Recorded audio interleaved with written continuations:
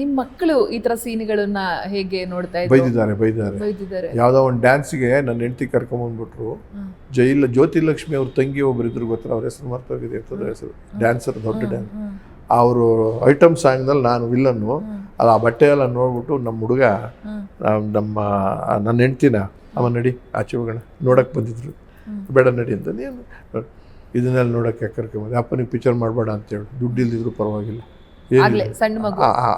Effect ಬೀರಿತ್ತು ಅವನಿಗೆ. ಅವನು ಅಂದಿದ್ದ. ಈಗ ನಿಮ್ಮ ಸಾಧನೆ ನೋಡಿ ನಿಮ್ಮ ಜೊತೆ ಆ ಎರಡು ಗಂಡು ಮಕ್ಕಳು ಹೇಗಿದ್ದಾರೆ? ಭಾಳ ಮೆಚ್ಕೋತಾರೆ, ಇಂಜಿನಿಯರ್ಗಳಾಗಿದ್ದಾರೆ. ಒಬ್ಬ ಈ ಲೈನಿಗೆ ಬರೋ ಐಡಿಯಾ ಹಾಕ್ಕೊಂಡ. ಒಂದೇ ಒಂದು ಕಿವಿ ಮಾತು ಹೇಳಿದೆ, ನನ್ನ ಸಹಾಯ ಇಲ್ಲದೆ ಬರೋದಕ್ಕೆ ಟ್ರೈ ಮಾಡು, ನನ್ನ ಹೆಸರ ಮೇಲೆ ಬರೋಕ್ಕೆ ಹೋಗ್ಬೇಡ, ಟ್ಯಾಲೆಂಟ್ ತೋರಿಸ್ಕೊಂಡು ಬಾ, ನಿಂದು ಯಾವ ಫೀಲ್ಡ್ ಇದೆಯೋ ಅದಕ್ಕೆ ಟ್ಯಾಲೆಂಟ್ ತೋರಿಸ್ಕೊ ಅಂತ ಹೋದೆ. ಅದಕ್ಕೆ ಹೋಗಿ ಯಾಕೋ ಮುಜುಗರ ಆಯಿತು, ಅವ್ನಿಗೆ ಇರಿಸ್ಮುರ್ಸಾಯ್ತು. ನಮ್ಮಂಥ ನಾವು ಅನುಭವಿಸಿದ ಹ್ಯುಮಿಲಿಯೇಷನ್ಸ್ನೆಲ್ಲ ಆಗಲಿಲ್ಲ. ಸ್ಪೀಡ್ ಇದ್ರಲ್ಲ ಅವರು, ಇಂಜಿನಿಯರ್ ಬೇರೆ ಬಂದಿದ್ದು, ನಂದಲ್ಲ ಇದು ಫೀಲ್ಡು ಅಂತ ಅವನು ಬೇರೆ ಫ್ಯಾಕ್ಟ್ರಿ ಲೈನ್ ಕೊಟ್ಟದ. ಇನ್ನೊಬ್ಬ ಅದು ಲೈನ್ಗೆ ಹೋಗಲಿಲ್ಲ. ಅದರದ್ದು ಎಂಥದ್ದಿಲ್ಲ.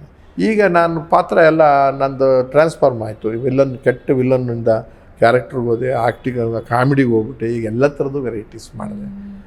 ನನ್ನ ಜನ ಇವತ್ತು ಆ ರೂಪದಲ್ಲಿ ನೋಡೋದೇ ಇಲ್ಲ.